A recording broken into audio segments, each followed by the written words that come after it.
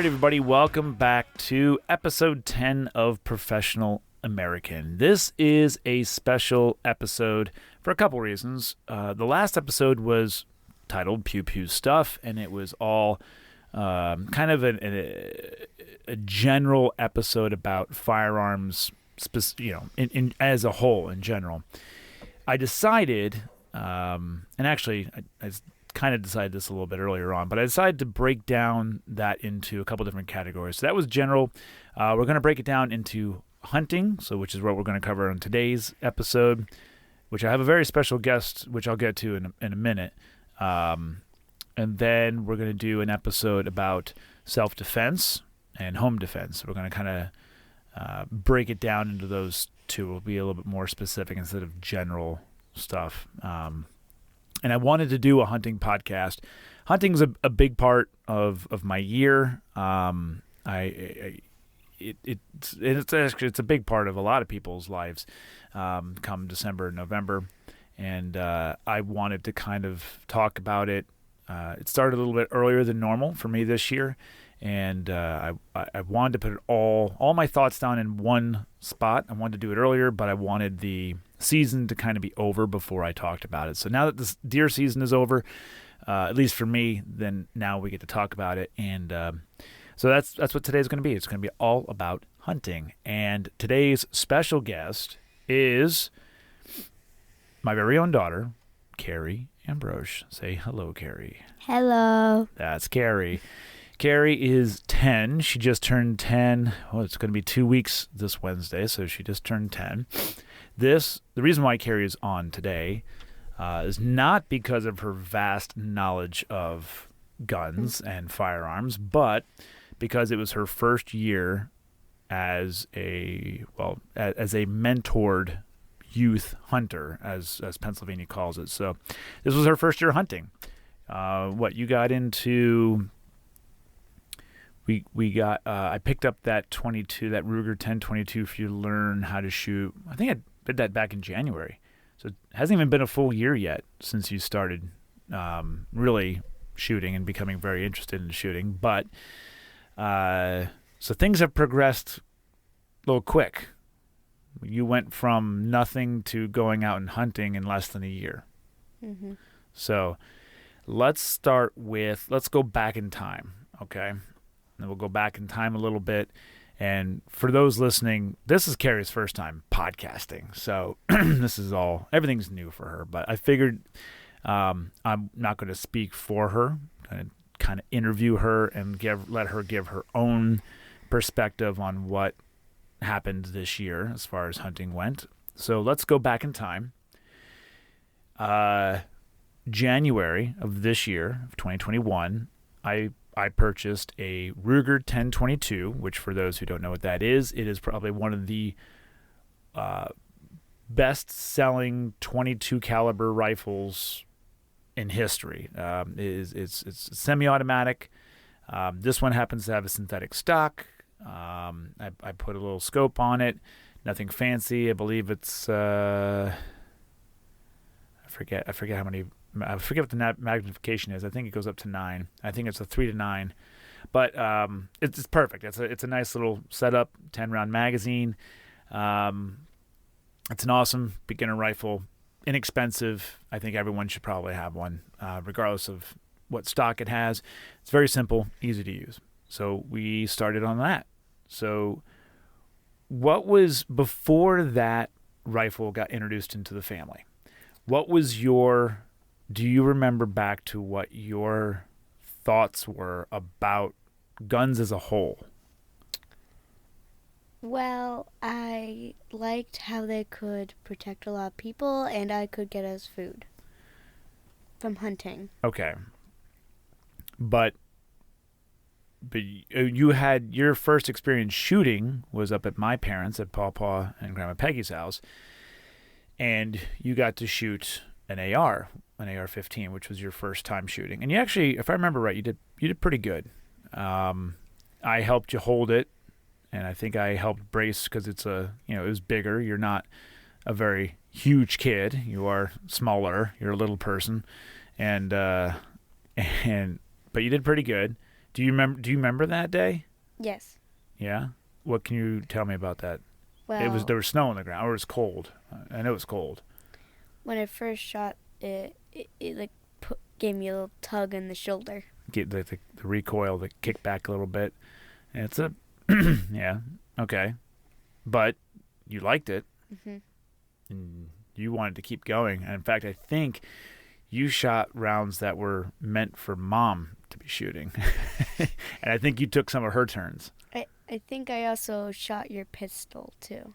Didn't you shoot your pistol? No, that was a different day. Oh. No, we didn't shoot a pistol that day, or you didn't.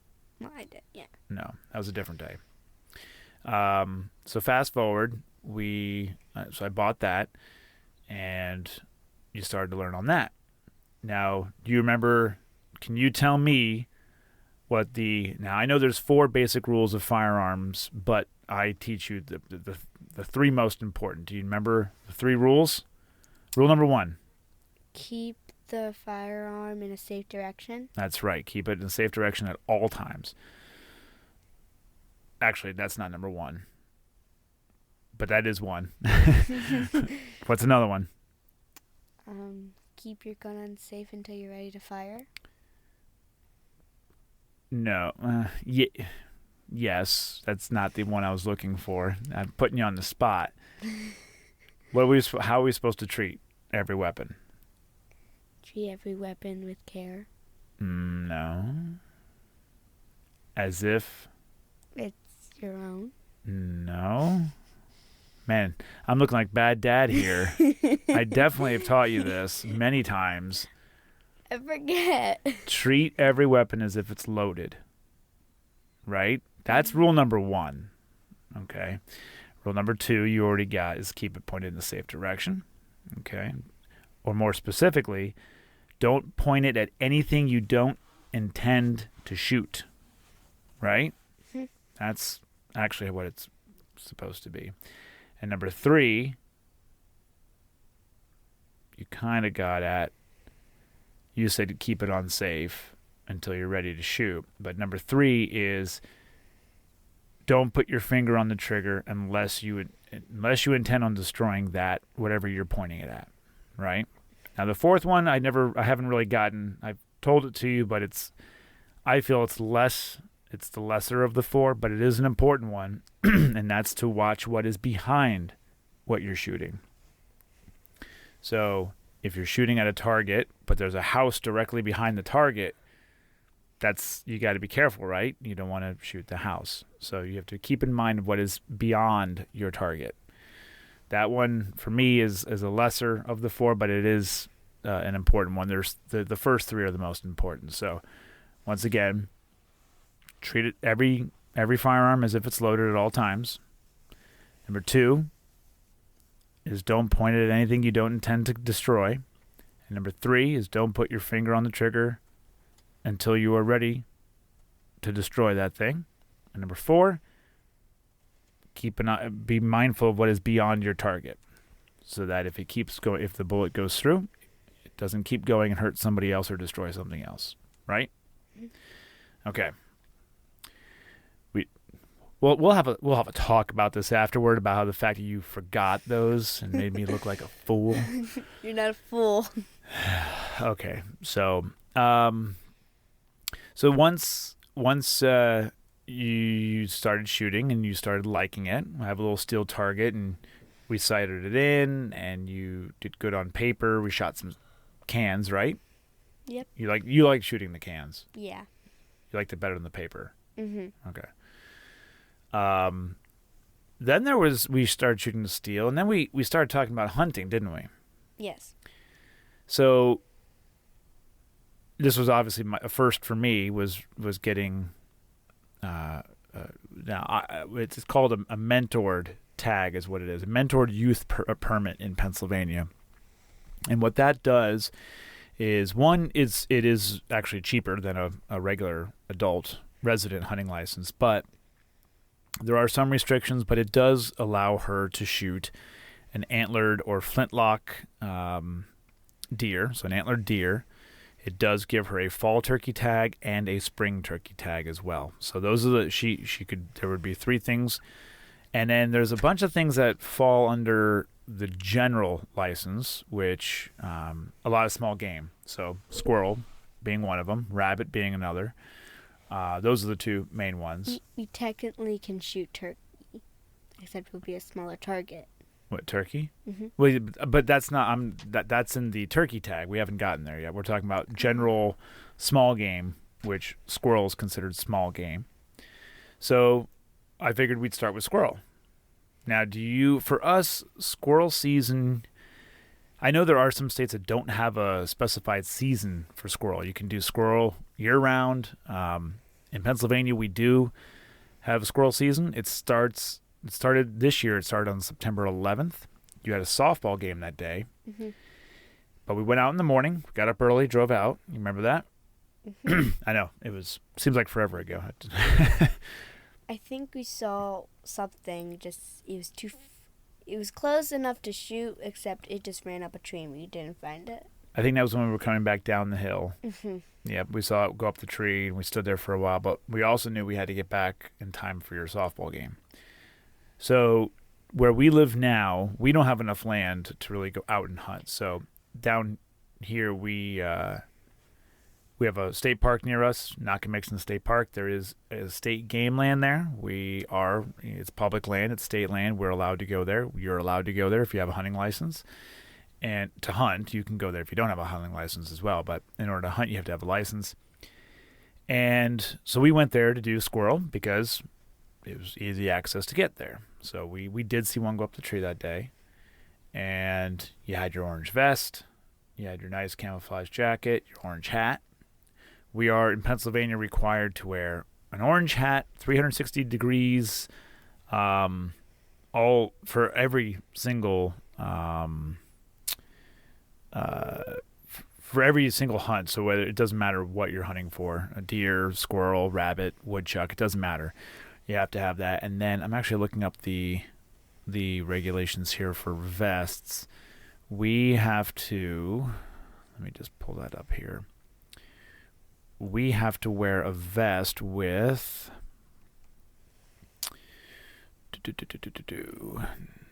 requirements: fluorescent orange, highly recommended. Requirement to wear fluorescent orange during and all blah, blah, blah, blah, blah, blah. That's not it. Blah blah blah. All right, archery. Let's go in here.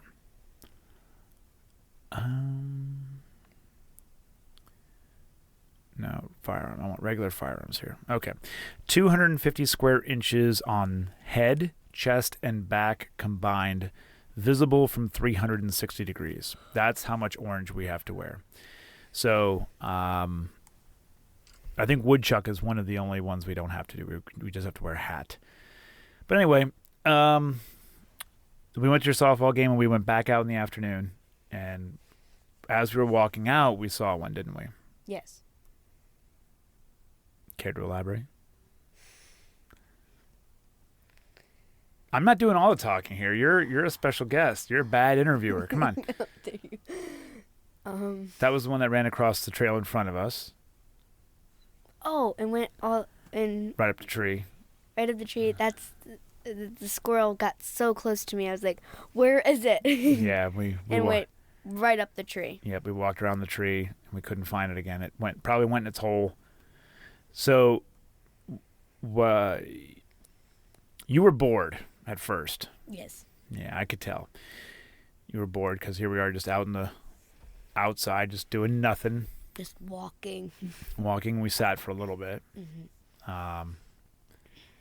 And then once you saw a squirrel, you kind of perked up, right? Mm-hmm. I froze a little. Yeah. Because now you were actually hunting. It became a little bit more real, right? Mm-hmm. Yeah. And we did a couple more days. Scheduling was weird at the beginning of the season there. And it's in September. It's still a little warm for squirrels to be out looking for their nuts and whatnot. That they start doing a little bit later in the season. But we went out a couple more times, and then all for nothing. We didn't get any squirrels, but fast forward to Thanksgiving, right? Yeah, Thanksgiving. We were up at Grandma's house. Oh. Oh, what? No, I was just remembering. Oh, go ahead. And I think we went out to hunt, and once we got out there, we saw a squirrel just sitting in a tree. Right. So we went out while we were waiting for Thanksgiving dinner to be made. We went out back. Grandma's got lots of squirrels. The squirrel was just sitting in the tree, and I was like, Yep. Dad, there's a squirrel. And I was like, where? We didn't even get 20 feet from the house, and you saw the squirrel. Go ahead. You want to tell a bit more of the story? Part of being a hunter is telling hunting stories. You gotta sell it here. The squirrel, I think, was on an angled tree that has fallen, and I saw it just sitting on there, and I told my dad that I saw a squirrel. He asked where it was. I showed him, and then once we got to a tree to shoot it, I couldn't see it. So my dad had to take the first shot. Yeah, I could see it, but I was trying to explain where it was, and it was kind of sitting in one spot, but where your height, you couldn't see it from the same vantage point that I was at, so I asked if you wanted me to take the first shot. I said yes, and once he took it, I saw where it was. Knowing what we know now, I more than likely shot it in the back, and it hung onto the branch with its front legs and didn't drop, right? Mm-hmm. So we had to shoot again. And when it fell, we went over. Did you shoot? Yeah, you shot when it was hanging from the branch, right? Yeah. Yeah. When I shot it, it fell. Then it fell. And then we went over to see it, and it was still alive. Yeah. And then, which it happens, and I explain that to you. Sometimes that happens. So Dad shot it again, and then I shot it again, and then Dad shot it again, and finally it was killed. Well, we didn't shoot it all those times. The two closer ones you did, and I did, missed, and then I got up really close and just shot it right in the back of the neck, and it was, or back in the head, and it died. So that was your first squirrel. Mm-hmm. Probably wasn't the best first squirrel experience, but we didn't have to walk that far, which was nice. No, we didn't. And we do have that meat in the freezer, wrapped up, sealed up. So the goal is to get a bunch of squirrels and make some stew and tacos. We got to pick stew or tacos. Tacos. Maybe we get a bunch of squirrels. We'll do tacos and stew. I want tacos. I want to smoke the meat and make tacos. That's what I want to do. Okay, now you're making me hungry. I know. And you watched the skinning process. Yep. And the gutting process, right? Yeah, that was disgusting. It's part of the process. If part of being a responsible hunter is the harvesting, and it's not just the shots, not just the killing. It's going through the whole thing, knowing where our food comes from, right? Mm-hmm. I've always said that if you aren't prepared to gut and prepare and butcher and prepare the meat, you shouldn't be out there hunting. If you're just out there to hunt and let somebody else do all that, then you're I don't want to say you're not a real hunter, but there are, with some exceptions, it's not right. It's, in my opinion, it's not right. If you're going to take an animal's life, you better be prepared to do the whole process all the way through. So, okay. Now, before we get into the deer section, because you didn't go out with me for deer, no. We went out for squirrel again recently because squirrel season has a weird break. It breaks so you're allowed to hunt for squirrel during deer archery, but you're not allowed to hunt for squirrel during deer rifle. So there's a break in the season, and then after deer rifle, it picks back up again. So we went out again this weekend on Saturday, and also in Pennsylvania, we don't have any hunting on Sundays. There are 3 Sundays per year that you're allowed to hunt on, which one is during archery and one is during deer rifle. And they added another one, and I forget when that other one is. I think there's 2 in archery, I think. But, so yeah. So we took a little break. We went back out again on Saturday. Cold and wet. Mm-mm. Yeah, and we didn't go out with proper footwear. So Well, you did. I did, but I didn't. Yeah, you didn't. And that's kind of my fault. I forgot to pack those boots for you, but... When we got there, we traveled up the trail, and Dad saw something and then you just lost it. I did see a squirrel. Yeah, I did see it as we were walking up. And I think the way it ran away, it was on the ground, and the way it ran away, it must have went up a tree, and there must have been a tree blocking my sight of where he went up, because I didn't see him actually go up. So either he went up on the backside of a tree, or I don't know. But it was a little bit harder to see, so we lost him. We probably should have stayed and circled that tree, got closer and looked for it, but we just kept walking. Which was fine. And I think we have until, let me go back in here. I think we have till the end of February to hunt squirrel. Let me just make sure here. Now, Pennsylvania Game Commission has a nice app on the phone, but it's nice to pull up what species are in season. Small game, let's see here, squirrel. There we go. Squirrel goes until February 28th. There is a break between Christmas Eve and so December 24th and 27th. So there's a 3-day break. And I think that's because of muzzleloader for deer. But then after that, we have until February 28th. So we have all of January, all of February, with the exception of Sundays. So we got some freezer space to put some little squirrels in there. So we're gonna go back out again and keep on trying. So maybe we'll get lucky. We got to put in the work. We put in the work. The more work you put in, the more opportunities you have, right? Mm-hmm. Now, before we move on to deer, which I like I told you before, you're welcome to stick around and ask me questions about my deer process, or you can peace out and leave. But you've given interest into going out for turkey. Yes. And deer? Yes. Okay. Please expand. What makes you want to go out for turkey? Well, if we go out for turkey, I would, one, be able to actually see a wild turkey, and I would be able to shoot a turkey for Thanksgiving dinner and eat it. So we already missed fall turkey, so we're only going to be going out for spring. But under this license, once the licenses come back out in the summer, I'll order another tag, and then we'll have fall and spring again. So I already missed fall turkey is already come and gone, so I can't do that. So we're gonna have to practice our turkey calls, which I have no idea how to do those. Well, there's a couple different ones. There's turkey boxes where you have it looks like a pen, and it's a wooden block, and you kind of scratch on it like this, and it makes the noise. And then there's ones that go in your mouth. You put them on your tongue, and you blow. You kind of do a thing with your tongue and blowing through, and it makes the noise that way. So there's a couple different ways, and there's not one way that's better than the other. Some people prefer one way than the other. So we'll have to figure that out. I don't even know how to do a deer call. Deer calls are tricky, and actually I'll get into that when I get into deer. But turkeys is, I know where we were hunting on Saturday, where I hunted for deer. Go ahead. Well, we also, when we were hunting for squirrels, we found a nice turkey feather or pheasant. We did, yep. There was feathers, yep. And I was going to say where we were hunting on just this past Saturday, I know there's a ton of turkey there, because when I was hunting, I was finding turkey tracks like crazy there. So lots of turkey there, so there's plenty of opportunities. So we gotta learn. It's gonna be a learning process, because I've never hunted for turkey. So, and you said you do want to go out for deer. Mm-hmm.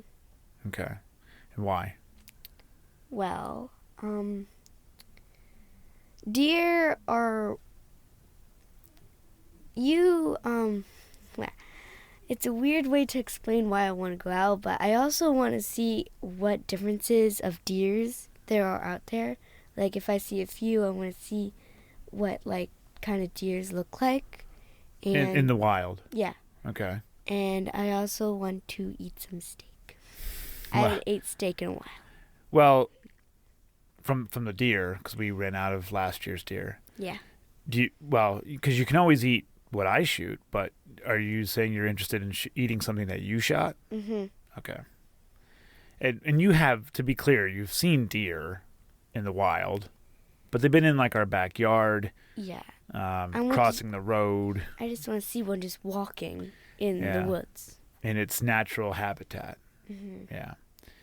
No, that's good. That's a good reason. Now, I mean, knowing that it's a lot of work for deer, especially when you shoot one. Now, you're not going to be able to drag it or carry it back, so... Nope, that's your job. Yeah, I'll be taking... we'll be going out knowing that I'm going to have to carry something out for you. But that means you're going to help. I might take the antlers, but you take everything else. Yeah, sure, thanks. So, okay, that's good. So you want to hunt turkey because you want to shoot something for Thanksgiving. Another thing about deer is that I heard a saying, or my friend just made this up. Food is better when you kill it. You know what? I don't know where you heard it from, but it is. It could have been because of Mom and I saying it as well. And it's true. Anything is that you work for is somehow better. Yeah. It's somehow it feels better. Whether it's something you made, if you made something yourself, you have that feeling of accomplishment. That's what it is. Knowing that you could have bought it, but you didn't go out and buy it. You didn't take the easy way. You did it the hard way, and you made it yourself, right? Also, it feels better to eat food that you have caught and not bought. Right. Same thing like with Mom's vegetable garden, right? Mom gets a big sense of accomplishment growing her plants from seed, then harvesting them and eating them. And remember that when we oh no, you weren't here. I don't think you were here when we harvested the chickens. No, you weren't here for that meal. But that was what we call the harvest meal. Everything on our plate, with the exception of the salt, pepper, and the butter, we had chicken from our own chickens that we harvested and butchered. And then potatoes and vegetables that were all from our garden. So it was a great meal. Yeah, you weren't here for that. I don't remember where you were, but you weren't here. Grandma's house. Okay. It was good. I'll just take my word for it. So, no. Wherever you heard that from, it was probably Mom and I. You heard us say it, but it's true. Someone. Yeah. Probably not us, because it was probably something way cooler. But, so, with turkey and deer, you're not going to be able to hunt with your .22. No. So we need a different tool for a different job. I think the .22 would just hurt it, but not kill it. You could shoot a turkey with a .22, but it's a lot harder. It's a lot harder to do. A deer would probably just take a little hurt damage. It would hurt. It wouldn't, and it would hurt and cause pain to a deer, but it wouldn't kill it. So it's better to use the right tool for the right job. That's why I use a larger caliber. I hunt with a .308 rifle. It's a Savage Model 11, which is chambered in .308 Winchester, which is a big bullet. It's a .30 caliber bullet. When it hits, it's big. It's very similar to the .762 NATO round. Very similar. It's close. So we're going to have to work on getting you something for turkey. And I think our thoughts, we stopped by a gun shop on Saturday, and we looked at shotguns for you, right? Mm-hmm. And we looked at 410s.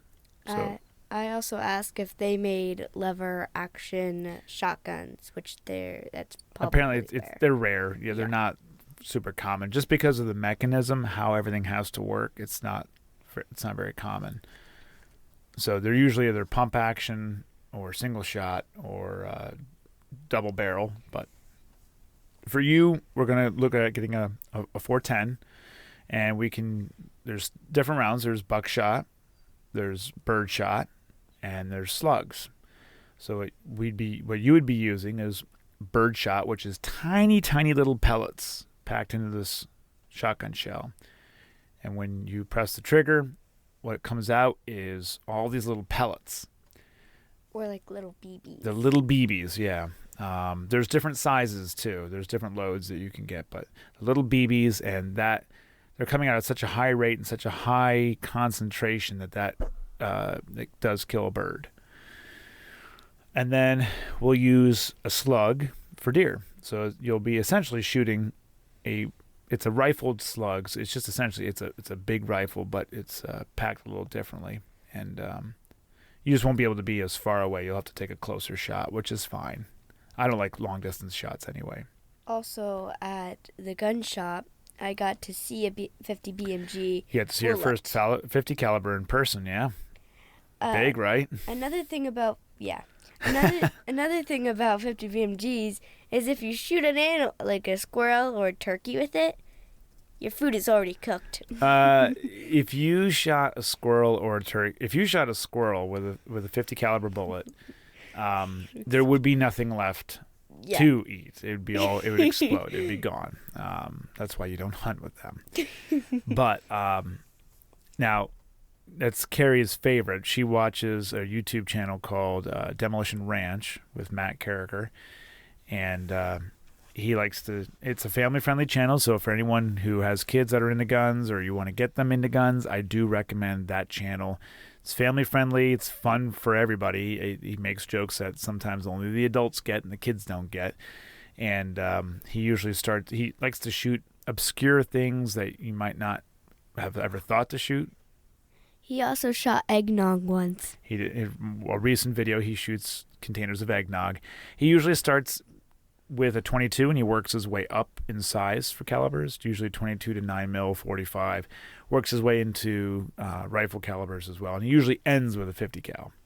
So that's Carrie's. If nothing goes through, or just for the heck of it, or he just wants to make contact, mess. Just make a mess, yeah. So it's a fun channel for everybody. I do recommend it. That's why Carrie knows so much about the 50 BMG, 50 caliber bullet. But do you know what BMG stands for? No. BMG stands for. I'm gonna mess this up. I thought I knew it. I thought it was. I don't want to look like an idiot here. I thought BMG stood for barreled machine gun, or Browning machine gun. Duh, man. So Browning is the manufacturer. That's who first made it. So 50 Browning machine gun, 50 caliber Browning machine gun. That's what it stands for, BMG. Mm-hmm. Oh, caught me there. I knew the MG. Okay, so I think that puts a button. Overall, how have you felt so far about your hunting experience? Good. I like it. I like hunting. Obviously, I think you'd like it more if you got more, right? Yeah. Don't we all? Yeah. Yeah. We're allowed to have up to 6 squirrel a day, so we got some work to do. We only got one. One. Since September. Yeah. So we got some work to do, but we'll keep plugging away at it. It's hard work, right? Walking around. Yeah. Carrying your rifle. It gets me tired. Yeah. So we'll figure it out. But you want to move on to deer now? One more thing. What? When we're out hunting, sometimes if I walk too much, I feel like I'm just going to pass out. Oh, that's not true. That's not true. We bring snacks, right? One time, Dad. Well, yeah, that was when we were out there the longest. We brought snacks. Yeah, cereal. Brought some cereal in a bag. All right, let's move on to deer. And you can ask me questions as I go along. How big are deers?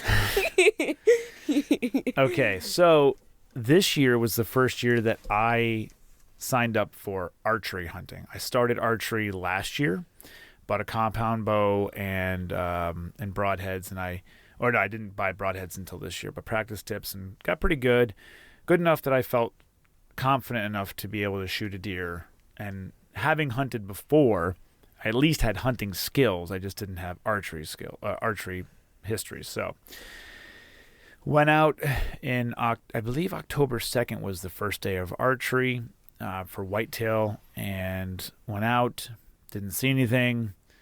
And honestly, now that I know what I know, I'm going to do next year's a little different. So I went out too early. Opening day of archery deer is still a little too early to see deer, but people use it as an opportunity to do scouting. to find out where deer are, any deer sign, like deer rubs, where they rub their heads and their antlers. They rub them on trees, and they rub the bark off, and that's how you can tell where bucks usually are. Kind of like marking. Kind of. So that's usually what you use early season for. But knowing what I know now, I will be going out the first week of November next year. That's about the time. That very first week in November is when you want to be out for the deer rut, which is essentially the deer mating season. That's when they are at their craziest. Bucks are at their craziest, and you're able to kind of get away with some things that you wouldn't be able to get away with during rifle season because the deer are on more high alert during rifle season. So archery was kind of a wash for me, but I learned some stuff, and I was able to. I learned how to use a deer call, and I was able to call in one doe, she was a little small, which is why I let her go. But that was interesting. He also, I don't know if this is what the same spot you were talking about, but he also saw one big buck cross the road when he was driving. That's right. On the later on when I went up, this was back on the state land near my parents' house in Troy, Mount Pisgah State Park. There is a state game land up there, and like I said, same as Knock-and-Mixon, it's state game land. Anyone's welcome to hunt on it if you have a state license. And I went there, and as I was driving there for the first time, I grew up there. I'd never been on that land ever. As I was getting to the parking space, there was a massive buck, probably the biggest buck I've ever seen in person, out in the wild. Walked right across the road in front of me, and it was big. And I don't want to speak out of turn, not knowing how big it was. I don't want to say it was a massive, 3,000 point deer. It wasn't. It probably was a large 6-point or a good size 8-point buck, and had a pretty thick neck on it. Made it look more, if I had to guess, maybe a 3 to 4 year old. So big, and just walked right in front of me, crossed the road, and went off onto the section of land that I was not able to hunt. So I kind of just let him go. But yeah, so that was during archery season, and now we're going to fast forward into deer rifle. Yes. Can I say one more thing? You may say something. I don't know if this was rifle or archery, but you also, when you were out hunting, you saw a limping deer. I'm going to get to that. You're getting ahead of me. No spoilers. Oopsie. Yeah. So let's fast forward here to the first day of whitetail deer rifle. Now, this year, it's always 2 weeks. And sometimes in the past, the first week is buck, and the second week is buck and doe. This year, it was all combined. This year, from day 1 to day 14, you could shoot any deer that you wanted to, as long as you had a tag for that deer. Which was nice, and they claimed it was to give people more opportunities. You want a drink? Mm-hmm. Here, that's why I have water in here. Thanks. So I had purchased 3 doe tags this year, or as Pennsylvania calls them, antlerless. That's because you can have a buck that doesn't have antlers, or they fell off. So that's why they call them antlered and antlerless. We don't call them buck and doe tags, but unofficially we do. But officially they're antlered and antlerless. With your hunting license, you are automatically guaranteed that your hunting license guarantees you a buck tag, an antlered tag. You don't have to purchase anything extra. If you want a doe tag, you have to submit for it. You can't just go get one until the over-the-counter sales is later on in the year. Well, I had 3 doe tags and 1 buck tag, and spoiler, I'm sitting here today with 0 deer in my freezer. Today, hunting season wasn't a really lucky hunting season this year. Yeah, no. Well, kind of. I learned a lot. Now, we'll get to that at the very end. There's a reason why I'm putting this caveat out here, but I'll break it down. I wrote some notes down here to kind of keep me on track. I went out, so the first day was November 27th, so the Saturday after Thanksgiving. Went out, that's day one, and I said that there was there was 3 Sundays per year that you're allowed to hunt. So for deer, they put it on the opening weekend. So day one was the 27th, and it was cold.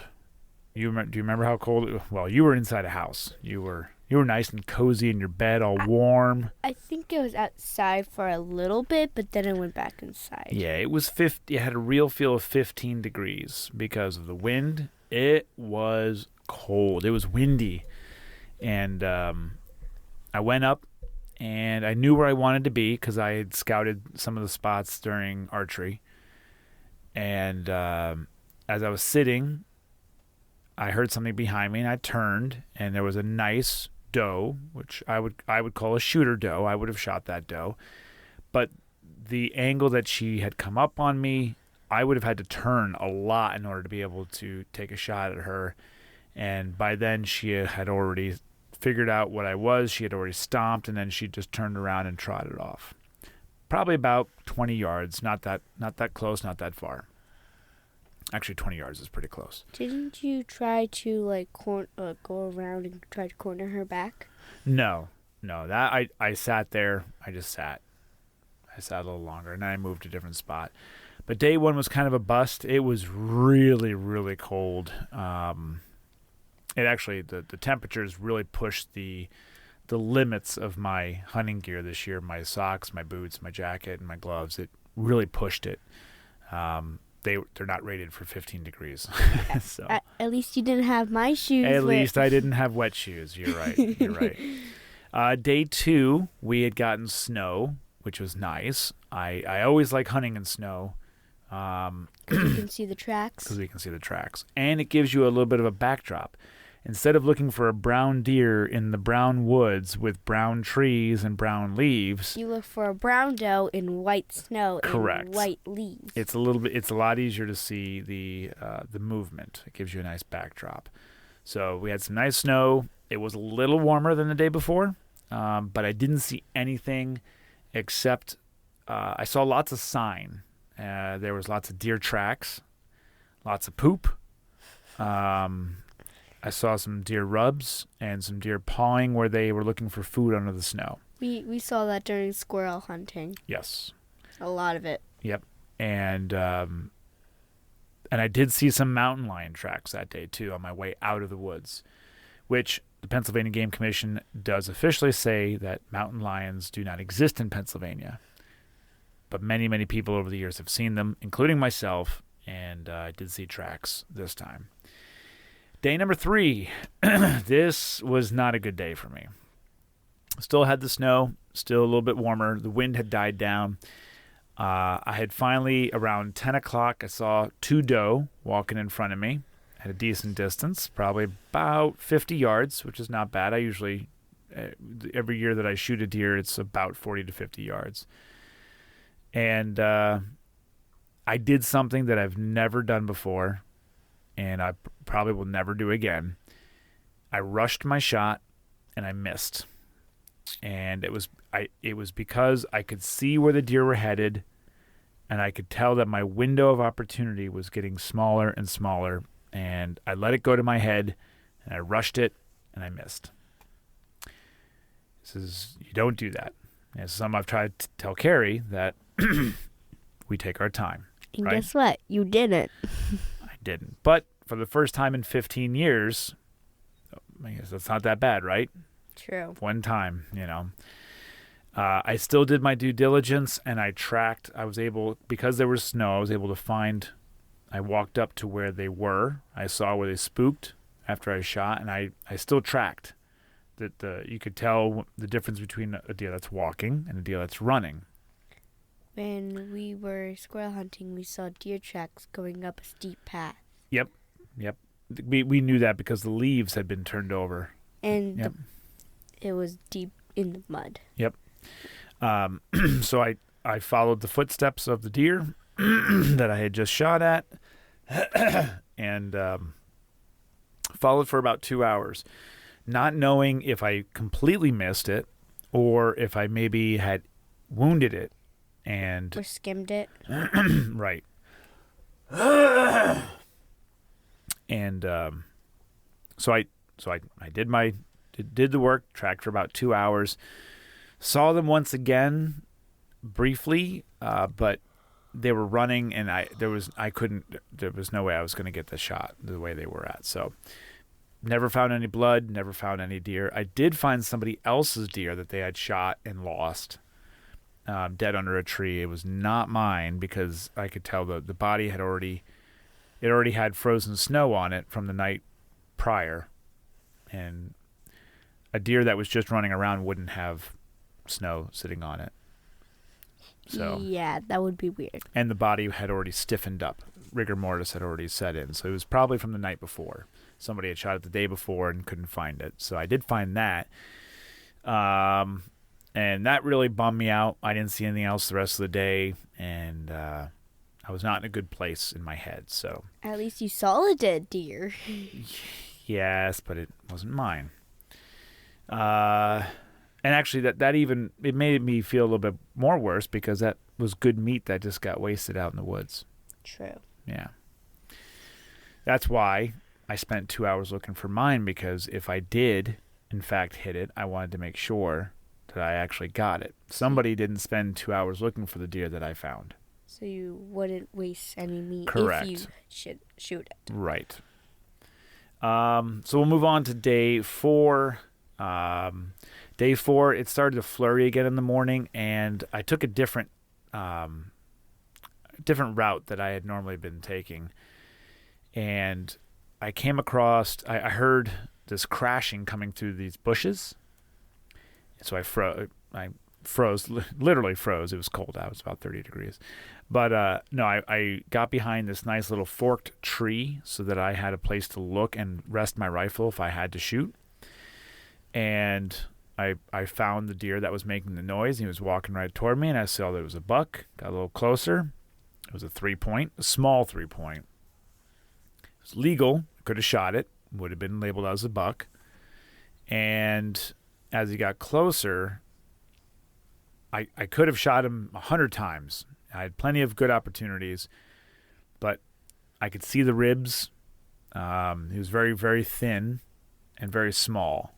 Was he the one limping? Yes, this is who I named Hobbles.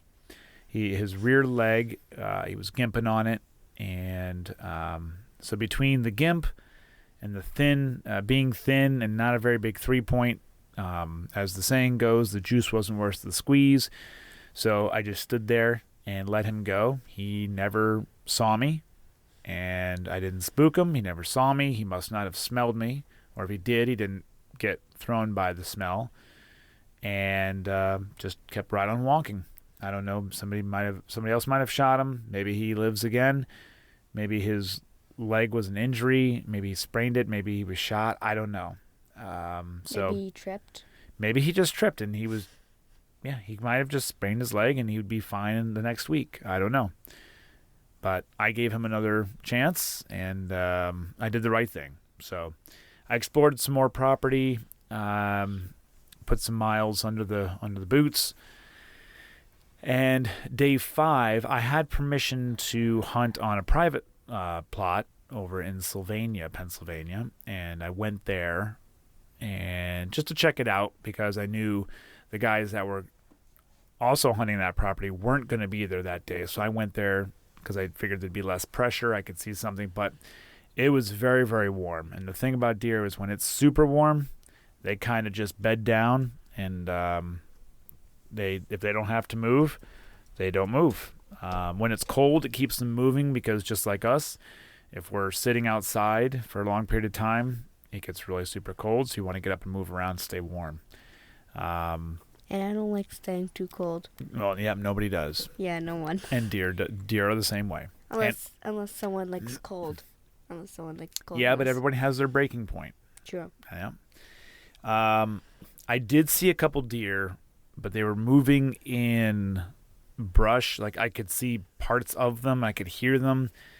Nothing I could get a clear look at or a clear shot at.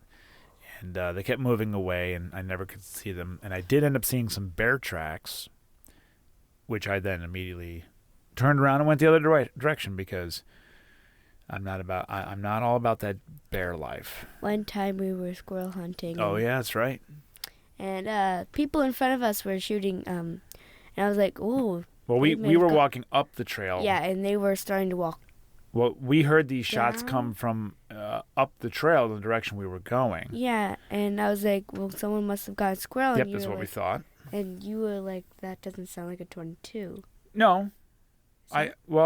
I wasn't sure, but I think I even said sounds like somebody got a squirrel, and then And when we went up, two guys were coming down, and like, we asked if did you get any squirrels, and they're like, "No, we're doing warning shots at bear." yep, they said there was a bear that ran up, and they gave some warning shots to spook him off.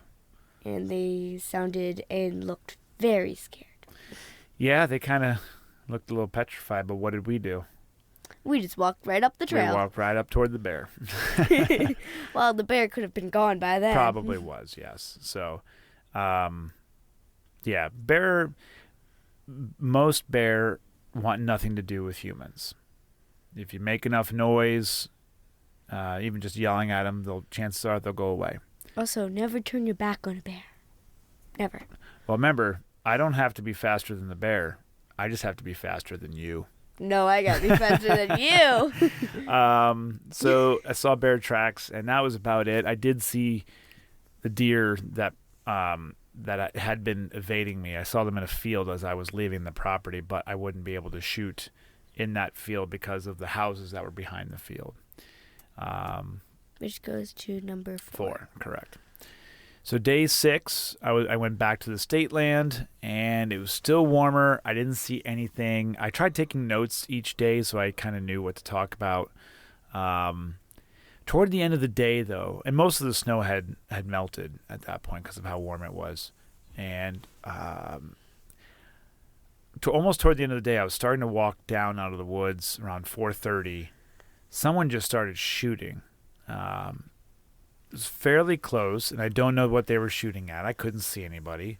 But total, they shot 11 shots. And not in a row. There were some breaks in between there because they had to reload. But I don't know who was doing what. But it definitely scared a buck that ran above me, behind me. Nothing I would have been able to get a shot at moving too quickly. So I don't know who this person was. This jackal thought was a good idea to start shooting off 11 shots at 4:30 in the afternoon. But that was how I rounded off day 6. Day 7, I was very discouraged. I look back at my notes and some of the texts I sent to Mom. I was very discouraged. I was not very happy. I was very upset. I get in my own head very easily, and I was very upset. It gets very frustrating when you put in all that work. I was walking about 2 miles a day, 2 to 3 miles a day, up and down big hills. You saw the hill we walked up, right? Yeah. Yeah. And there were parts that were steeper than what you and I walked up. Yeah, I did not like it. Yeah. Actually, that hill's nice when it's nice and cold because it warms you up. Gets the blood flowing. But, and spending 10 to 10 and a half hours every single day outside in the cold and the wind, walking all those distances, it was really starting to add up. Knowing that I missed and botched up a shot really was starting to get on my mind. And I didn't see anything on day 7. So then day 8, what? Back to day 6 where you said all those shots came. Yeah. If I heard all those, I would say either someone really wants to kill something or someone saw something that's not supposed to, they don't want to see. Well, yeah, I thought about that too. Like a bear. Well, at first, you hear the first shot, and then I heard the second shot. And I'm like, okay, they must have missed the first one, so they're putting a second shot in. That's normal. You hear that from time to time. And then you heard another one. And then I heard the third one, but there was enough of a gap in between, and I thought, well, maybe they missed the first one, hit with the second one, but didn't kill it, and when they walked up, they gave it a third shot. to kill it. That's what I thought might have happened. Not completely uncommon, but Like the squirrel. possible, correct. And then a fourth one came, and then a fifth, and then there was a gap, and then 6, 7, 8, 9, 10. and a gap, and then 9, 10, and 11 happened. And at that point, I'm like, I don't know what's going on. Let's just get out of here. Well, I was already on my way out of the woods anyway. So then day 8 was the last. That was a Saturday. So we did Saturday, Sunday, Monday, Tuesday, Wednesday, Thursday, Friday, and then Saturday was day 8. A little colder, back to the normal hunting temperatures I was used to. I wanted to sit in a different spot than I would normally sat, and I sat behind a nice tree, had some nice concealment, and I had gotten up to go pee, and I saw a hunter walking along the ridge behind me. He didn't see me where I was, because he kept right on going, and later, after about 2 hours of sitting, I got up to stretch my legs, and I saw he must have come back at some point. He was sitting at a spot not that far away from me, but he was on top of a hill. Didn't you also see a deer? I'm getting there, Carrie. And so then I decided, I'm like, well, this guy can see everything that I can see, and since he's on the top of the hill, he'll see it before me. He was probably about 50 yards away, so I figured, let me pack up and I'll get going. So I packed up my stool, grabbed my rifle, started slowly walking away. And as I was walking away, I hear this crashing coming up over the hill. And long story short, it was 3 deer. And they stopped. I crouched down, and they stopped. And I think they saw him. Not you. Because they were closer to him than they were to me. And at that moment, they were in between me and the other hunter, and I couldn't see his orange, but I was only hoping and praying that he could see mine. Because if he could see mine, then he wouldn't shoot. But if he saw yours, he would And probably shoot. If he didn't see mine, he could have shot, and there was a good chance I could have gotten shot. So thankfully, he did not, and the deer ran off. And I kept going, and I just walked off for the rest of the day, which I saw nothing the rest of the day. I don't think anyone wants you to die yet. Not yet. It's not my time. And ironically, later, actually, fast forward to the end of the next week, because I came home for a couple days. December 3rd, 4th, 5th? 5th. No. 5th. I came home on the 5th, yeah. Yes. And then I was home the 6th, 7th, 8th, 9th, 10th, and on 9th, and on the 10th I went back up. And on the 10th, after I dropped you kids off at school, I went up. I actually talked to the cousin of that guy. And the stories lined up. They actually told me, like, yeah, our cousin said he had 3 deer get between him and another guy right on the backside of this ridge, and he didn't shoot. I'm like, yeah, that guy was me. So I said, tell your cousin thanks for not shooting. But to round up day 8 for the last day of the week, I had found a nice spot, well, I thought was a nice spot, and then I started hearing these noises what kind of sounded like coyote hollering, coyote hoots. Which if I heard one, I would let's get out of here. And it was getting closer and closer. And where I was at, there was really only kind of one way safely out. And now when I hunt, I always carry my pistol with me as well, just as something a little extra. Yeah, like a bear comes. Yep, I can shoot it quicker than I can my rifle, because my rifle's not semi-automatic, but my pistol is. So I can unload 12 rounds a whole lot faster in that than I can my magazine in my .308 only has 4, so I can at maximum have 5 in my rifle, and its bolt action is not as quick. But I was concerned because I heard this howling get closer and closer. So I got to the top of the hill just to find out it was these 4 guys that were doing a deer drive, and that was their way of driving the deer out, was walking through the woods as loud as they could. which I don't think you're supposed to make animal noises. I've never heard it that way. I've seen people just do deer drives where they walk as loud as they can. You break all the branches that you can. You just don't care. You just walk. But I've never heard howling before. Question. Mm-hmm. Are you allowed to use, like, animal noises to keep the deer in for the deer drive? You mean like what they were doing? Yeah, the coyote. Well, It sounded like it. is it legal? Yes. Yeah. Do I think it was right to do on state public land that anyone's allowed on? No. Just because you can doesn't mean you always should, right? Because, like you did, you went to sea, and if someone didn't see you, they would probably shoot.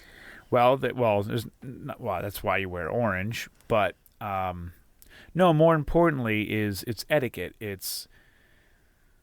You wouldn't want to be sitting there and have somebody do that to you, but yet you're doing that to other people. It's not right. Other people are allowed to be on that property. Now, if it was private property, that'd be a different story. If it was my chunk of land and I decided to go out and do that, that's a different story. But it's not their land, but they're legally allowed to do that. So, just annoying. If I heard that and I was hunting, I would probably stop what I was doing and look around to see what was happening. Well, that's what I did. I went to the top of the hill so I could see a little bit more. Also, so I wouldn't be cornered if it was something bad. So, what they were doing technically disturbs everyone. It does. And the deer stay in, but they disturb people. Like if you were shooting and you just heard that, you would probably miss. Maybe. Well, so the purpose of a deer drive is they get a bunch of people to push through an area. They line a couple people up in a line, and they just walk and they push. So the idea, and I'm using, for those listening, I'm using hand motions to show her what I'm talking about. But picture you and four of your friends, okay? And off to your left, one is going to be, probably me. 50 yards to your left, directly next to you, and then another one to your right, 50 yards. On their right is another one on 50 yards, and you just walk in a line in one direction through the woods. And the idea is you're going to have somebody toward where you're going that is going to be waiting for something to walk. That the goal is for you to scare something in the direction of somebody who's waiting for that deer to come out. And the more people, the better, because then you have more. You're covering more area, and it's not how I like to hunt. Apparently, that's how these people like to hunt. And they did do it a week later when I was out on day 10 when I went out. But long story short, no deer for me. Womp womp. Another question. Yes. Why do you need to do deer walks? Deer drives? Yeah, deer drives.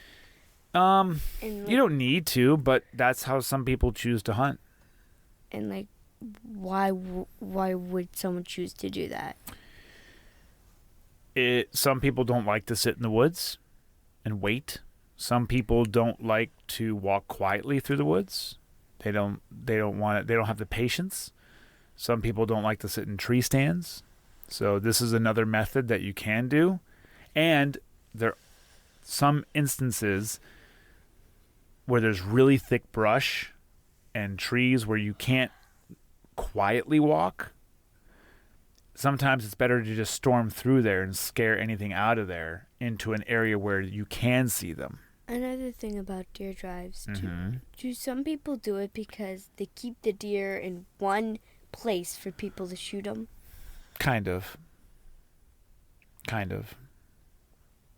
done. Okay, well that essentially wraps up deer. I learned a lot. I learned about calling. I learned this year. I liked the property that I was on, and I was able to find where the deer go and how many there are. I just need to find out when they're there. That's the only thing I didn't know is when. I knew where and how many, just not when. So still have some learning to do on that property, but I'm determined to get something from that property, so I'll be back there again next year. And it looks like you and I are going to be there in the spring for turkey. Well, before we end, I have one more thing to say. Yeah. When we were squirrel hunting, and I found one of the bare spots where the deer has been digging because it was pretty big, so I was like, oh, that must have been a deer. I was like, Oh, with the dirt. Yeah. hey, Dad, look. Is that... Wait. No, you just like, went, deer? Deer? And No, I- I think I was like... No, I said deer, and he was like, where? Yeah, I didn't. You were slightly behind me, and I didn't know you were referring to the paw marks on, like, where they had been pawing at the ground. And then I came up and said, no, I thought no. you had seen a deer. And I was like, I mean this. Yeah. So meanwhile, I'm looking around for a deer, and you meant no. Look at the ground. Yeah. And you lost your magazine. Yeah. So, Yeah. long story short, Dad told me not to sling it. I slung it, and by the time we got to the car, I didn't lost your have it. magazine, yeah. So my dad went back in, and Yeah. he couldn't find it. But I think I lost it over by the pines, because that's where I lost it. Well, the good news is the next time I go up there, I'll walk that path again because I kind of know where it was. Hopefully you can find it. And, well, it's not going to go anywhere. Doesn't Well, have any legs. True. But we also bought another one, so I did buy a spare. at least we have two now. Yep. I had two. You lost one. I bought another one, so we still have two. And if we find it, then we have three.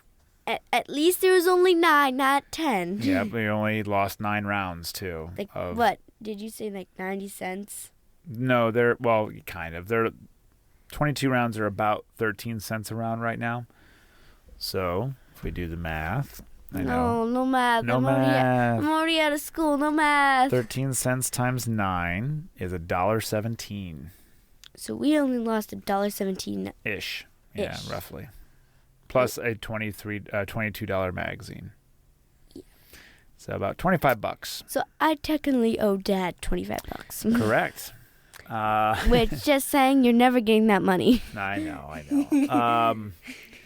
All right. So is there any other questions you have regarding hunting in general or anything? Well, let's start with that first. I have another question. Let's start with that. Do you have any other questions regarding hunting that you want to ask on the air? When can I go hunting? When can you go hunting? For deer. Oh, for deer? Well, we got to wait till November. You got to wait till after Thanksgiving next year for deer. Let me see. Because you're not doing archery, so it's... Which I could, except I haven't grown into Chloe's bow. Yeah, yet. you can't. You have to grow into the bow a little bit. Do I'm you not have- buying a smaller bow. Wait, can't you trade Chloe's bow for a bow for me? No, Pew. no, I'm not going to do that. One more thing about shooting. My dad got me something for Christmas, my only Christmas present. Oh, yeah, that's right. So, Hey, I'm going to talk. He got me a sweatshirt that says, all I want for Christmas is some pews. no, it's all I want for Christmas is pews. All I want for Christmas is pews. And it's from Demolition Ranch. So if you go into Bunker Branding, Demolition Ranch had a limited edition sweatshirt. The bad thing about them, can't wear it to school. Yeah, you can't wear it to school, unfortunately, because it has a picture of a gun on it. No. But it's kind of like an ugly sweater, but in a sweatshirt, and it's not that ugly. Well, And luckily, it's an adult small, so you'll grow into it. maybe I'll get it for 3 years. Yeah, you'll get to Maybe wear it for a more. couple of years. Got to make that Christmas present last. Yeah, it might be my only Christmas present from Yeah. you. Unless you buy me more merch. So you don't have any other questions regarding hunting? What gun do you shoot? Me? Yeah, you. Well, I already said that. I use a Savage Model 11, which is a synthetic stock bolt-action rifle chambered in .308 caliber. I said that already. Has a 4-round magazine, so I can have 4+1. I have a Simmons scope on it that is 3 to 9 power. and it's all I ever needed. Oh, and I do have a bipod on the front of it too. So This isn't I really... bought that when I came home from Afghanistan. And Yeah, you went told me hunting. that. Yep. We did. This isn't really a question, but what was I gonna say? I forgot. Must not have been that important. Then, okay. So last question. Well, not last question. Well, maybe it is. I don't know. If you had to Choose. no, obviously where we live now, we live in more of a city environment, and I'm sure there aren't that many kids in your school. Which our neighbors won't let us shoot in our backyard. Well, that's another story in and of itself. If not that many kids that you go to school with shoot guns at all, let alone hunt. No, but my friend that lives right across from us on our street. Mm-hmm. Our neighbor. It's called a neighbor. Yeah. Yeah. And he has, I think, I don't know what gun he has, but he has shot a deer before, and he went, I think, 2 weeks ago, maybe a week ago. Are you talking about his dad? No, him and his dad. So he didn't hunt. He just went with his dad. His dad hunted, and he went along with. Yes, so technically he went hunting, but he didn't carry anything. I think he was just showing him how to Correct. hunt. Yep, I talked to his dad. That's why. That's the only reason why I know that. So You're smart. I'm very smart. You think ahead. Mm-hmm. So because he's a little younger than you. He's only like 1-2 years old. Yeah, younger He's than me. just almost 2 years younger than you. Yep. I started at 9. He's like 8. Yeah, but you were almost 10. You were 9 going on 10. Right. He just turned 8. It's weird having a birthday in December and then Yeah. a sister having a birthday in January. Yep.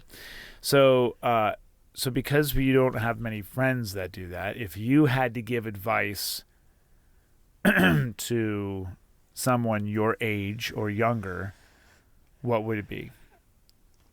Whether it's shooting or hunting. I would probably do shooting and then hunting. No, but I mean, what would be sell it? You got to sell it. Why should someone your age? Like, what would I talk about first? Yeah, sell it. Like what? Why should someone your age want to shoot or hunt? Well, I would probably say that if you shoot or hunt, it's free. But like the food you get is free, except that you have to buy tags. Right. So it's not really free, and there's time involved. The food is free, but the tags to get the food isn't free. Right. And the tools, And the walking. the rifle you have to buy is not free, and the ammunition is not free. So it's not really free. The food is, if we get everything done and you go out to hunt, the food is free. All right, you might be a little skewed on this one, but why else should either pick one, either shooting or hunting? Why should someone your age consider doing it? Shooting, because when they get older, they could protect themselves. So okay. So not only could you hunt with it, you can also protect yourself with it. And you have shot pistols before. And it's also fun to shoot. It is at fun. Stuff. It is. It is fun. Target practice is fun. But you've shot 2 pistols. You shot my old Springfield XDS, which was a 45, which I sold. And that was a little big. You didn't. I think I shot your 9mm. No, you shot the revolver. The revolver. Oh, I love the revolver. Yeah, which is it's a 22. It's a Heritage Rough Rider. I think you have to pull down the hammer. The hammer, and then you shoot. Yep. Which I don't think there's a safe or fire. That one does have a safety. Yep. There's a little lever next to the cylinder. That one actually does have a safety. That was a cool little revolver. If anyone wants to buy one, they're very inexpensive. They're under $200 for a nine round cylinder of 22 short or 22 long. You can also change out the cylinder for a 22 Magnum, which was a lot of fun too. And it's a cool little piece for under $200. And for it to be really her first experience shooting a handgun. I think that was my first handgun. No, that was your second. You shot my 45 before that. Oh, wait, no. You sure? No, you shot the revolver first. Then you shot the... Yeah, I thought so. You have my .45, and then you shot the revolver Yeah. again. Because I was like, Yep. why would I shoot a 45 before 22? Nope, you're right. Yep. That would just be weird. So it's fun. So your sales pitch is that it's fun. You can use it to get food for yourself and your family, and you can protect yourself. And stay safe. Are guns scary? Sometimes. Why? Well, Okay, sometimes one can go out of order and explode on you. Nah. Remember? Okay, you're talking about Kentucky ballistics. That's not a normal... That's outside of normal circumstances. Okay, let me rephrase the question. Are guns evil? No. Okay. Some people think they are, but no. All right. Guns are just a tool, right? Yes. It's just a tool, like a hammer. It's a tool to keep you safe. Right. Or do other things. Like shoot and hunt. A gun is a tool that is designed to kill, right? Yeah. That's its sole purpose. We use it for target practice, but target practice is practicing for killing. That is... Yeah, to kill animals. Or in self-defense. Yes. That is what it's for. You are being taught that is used to harvest food. So it is a tool that is meant to bring death. However, they're not evil. Well, only if you use them in the wrong way. But the gun itself is not evil, is it? No. That would be the person using it is evil, right? Mm-hmm. Because an evil person could use something to do bad things, and then you could take that same thing and do something good with it. I think... Right? Yeah. But I think there should be another rule, a fifth rule. You want to regulate now. Okay, go ahead. I think... Shall not be infringed, Carrie. Oh my gosh, Dad. Go ahead. I think there should be a rule about... There are more firearm rules, by the way. Handling the gun the right way. Well, I think I know what you mean. You mean people should learn to handle it the right way, not right. use it for evil. Well, evil people are going to do evil things no matter what. But I do agree. Education is very important. I think more people should learn about firearms. They should learn about proper safety. They should have a day where they're properly taught how to use things, right? Do you think I'm a good teacher when it comes to firearms? Maybe. Wipe that look off your face. Yes. And I have some hours underneath my belt with firearms. So I think that's all I got. Do you have any more? I wanted to say something. You did? This is opinion for me, but I think everyone should at least fire a gun once in their life. I completely agree with you. I really do. Or at least have one. Well, if you're going to have one and not learn how to use it, then I would rather that person didn't have one. But I think everyone should at least shoot one. Correct. I think everyone should have a nice controlled range day where they can go learn about it. And just have fun with it. Yep, be taught how to use it, and they'll find out that it's actually a lot of fun to shoot. I'm not saying you need to be able to shoot one. You don't have to shoot one, but I think everyone should at least shoot one in their life. You are correct. That's probably the smartest thing you've said today. Hey!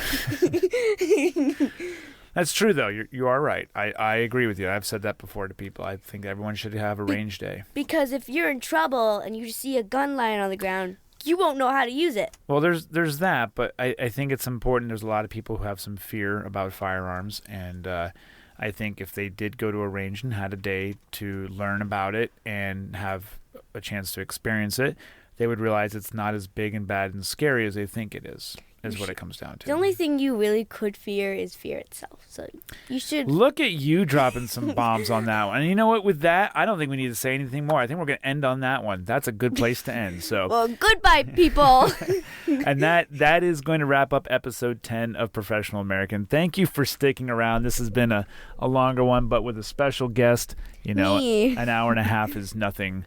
When you have a lovely guest on the program. It was an hour and a half we've been in this little room. Hour and 20 minutes in the studio. Help me. This is the studio. Don't make fun of my office. Help me. That's all I got for this time. Be sure to let me know what you think. If you have any questions for Carrie or myself, make sure you send them over to professionalamericanpodcast@gmail.com. There's a place over on the website as well to do that. Let's see here. Be sure to share, subscribe, all that good stuff. What do you want? What do you want?